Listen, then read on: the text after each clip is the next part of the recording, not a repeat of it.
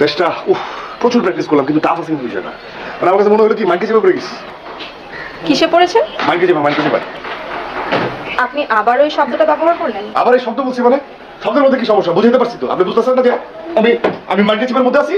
বুঝতে পারছি তো? কমিউনিকেটটা হচ্ছে আসল ব্যাপার, যে আমি মাইন্ডকে চেপের মধ্যে পড়ে আছি।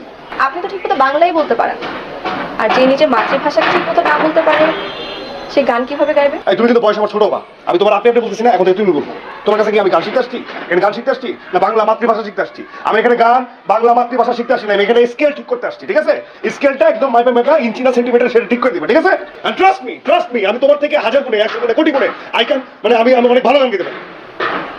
তা হয়তো পারেন, কিন্তু আপনি ওই যে বাংলা ইংরেজি শব্দের সাথে আরো কি সব আজব শব্দ ব্যবহার করে যে গানগুলো গান, ওগুলো সবাই গান মনে করলেও আমি মনে করি না। তুমি কিন্তু পাকনামো করতেছো, বুঝছো? পিছি পিছি বাচ্চাদের পড়াও তো, এই জন্য মনে করো আমি দিচ্ছি। আমার চোখে তুমি দিচ্ছি।